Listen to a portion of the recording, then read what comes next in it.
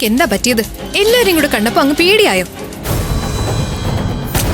ഞാൻ പേടിച്ചത് അവരാരുമല്ല, അവൻ തൊഴാൻ പോകുന്ന അറുമുഖൻ സ്വാമിയാണ്. അതിന്റെ കാരണം എന്താന്ന് നിങ്ങൾക്കൊന്നും പറഞ്ഞാൽ ചിലപ്പോൾ മനസ്സിലാവില്ല. ജീവിതത്തില് സന്തോഷങ്ങളും കഷ്ടപ്പാടുകളും ഒക്കെ ഉണ്ടായിരുന്നപ്പോ മനസ്സറിഞ്ഞു വിളിച്ചത് ആ സ്വാമിയാ. അതിനുള്ള അനുഗ്രഹവും നമുക്ക് കിട്ടിയിട്ടുണ്ട്. ഈ കുടുംബം ഇന്നും അത് അനുഭവിക്കുന്നുണ്ട്. ഞാൻ മുമ്പേ പറഞ്ഞതല്ലേ, എനിക്കത് നിഷേധിക്കാൻ പറ്റില്ല, മറ്റാരും നിഷേധിച്ചാലും.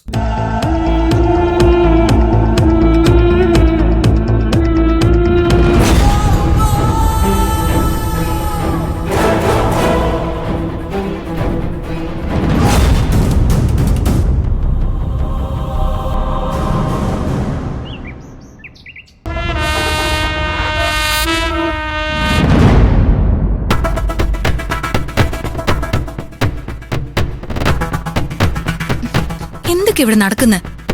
എത്ര പെട്ടെന്ന് നമ്മുടെ വീട് ഒരു അമ്പലം പോലെ മാറി തുടങ്ങിയത്. ഇനി എന്തൊക്കെ കാണാൻ കിടക്കുന്നു ഇന്ദ്രജെ? അളിയൻ ഇതുവരെ ശരിക്കുള്ള ഉദ്ദേശം പ്രഖ്യാപിച്ചില്ലല്ലോ.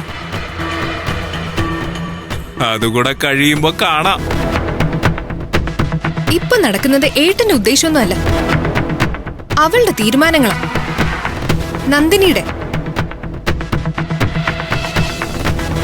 അല്ല, നിങ്ങളൊന്ന് ആലോചിച്ച് നോക്കിയേ. ആദ്യം രാജു മാലയിട്ടു, ഒട്ടും പ്രതീക്ഷിക്കാതെ ഏട്ടൻ മാലയിട്ടു. അത് കഴിഞ്ഞപ്പോ അവളും. അല്ലാതെ നന്ദിനിക്ക് മലയ്ക്ക് പോണം, അറുമുഖൻ സ്വാമിയെ കാണണമെന്ന് പറഞ്ഞ ആരെങ്കിലും സമ്മതിക്കോ? അപ്പൊ അവള് വളഞ്ഞങ്ങ് മൂക്ക് പിടിച്ചു. അവളുടെ കാര്യം അവള് നടത്തിയെടുത്തു. ശരിയാ, സൂര്യ പിന്നെ അവളുടെ താളത്തിന് തുള്ളുന്നത് കൊണ്ട് അവൾക്ക് കാര്യങ്ങൾ എളുപ്പമല്ലേ. ഇനിയിപ്പോ വേലക്കാരി എന്ന് പറഞ്ഞ ആർക്കെങ്കിലും അവളെ അപമാനിക്കാൻ പറ്റുമോ? തല്ലാൻ പറ്റുമോ? മമ്മി പോലും പറയുന്നത് കേട്ടില്ലേ സ്വാമിമാരെ കുറിച്ച്. അങ്ങനെയാണെങ്കിൽ ഈ മാല അവളുടെ കഴുത്തിൽ കിടക്കും. ഈ ജന്മം ചിലപ്പോ അവൾ മലയ്ക്ക് പോയില്ല എന്നും വരും. അളിയന്റെ തീരുമാനം അതാണെങ്കിൽ നമുക്കിപ്പോ എന്ത് ചെയ്യാൻ പറ്റും? വിജയ് ഒന്ന് മിണ്ടാതിരുന്നേ. പിന്നെ അത്രയും നീണ്ട വ്രതമൊക്കെ ഇവരൊക്കെ എടുക്കാൻ പോവല്ലേ?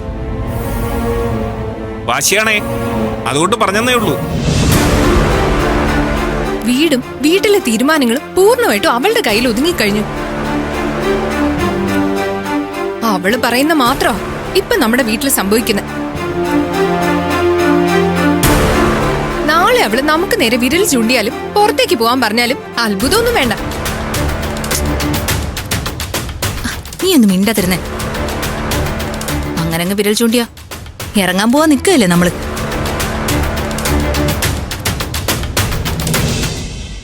നിങ്ങൾ രണ്ടുപേരോടും ഒരു കാര്യം ഞാൻ പറയാം.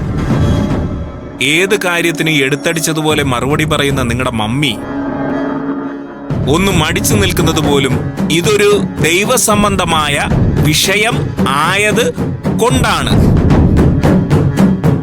നന്ദിനിയെ എതിർത്ത് തോൽപ്പിക്കുന്നത് കുറച്ച് നാളത്തേക്കെങ്കിലും മാറ്റിവെക്കുന്നതാണ് നല്ലത്.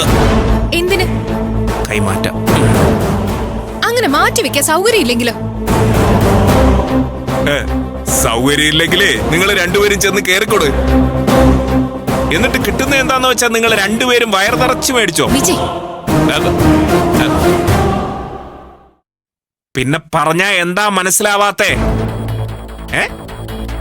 ഓർമ്മയുണ്ടല്ലോ, വേദയ്ക്ക് അസുഖം വന്നപ്പോ ഒരു കൈ പൊങ്ങാതിരുന്നത്. അന്ന് നന്ദിനി വേദയുടെ കയ്യിൽ പൈസ കെട്ടിവെച്ചപ്പോ പിറ്റേന്ന് രാവിലെ കൈ ശരിയായത് ഒക്കെ നമ്മുടെ കൺമുന്നിൽ സംഭവിച്ച കാര്യങ്ങളാ.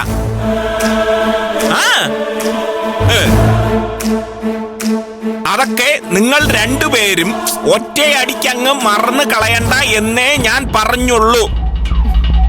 പിന്നെ ദൈവകോപം മേടിച്ചു വെച്ചേ അടങ്ങുമെന്നുണ്ടെങ്കിൽ ആയിക്കോ, ഞാനില്ല. ഈശ്വര കാത്തോളണേ. ഇവരെ കാക്കല്ലേ.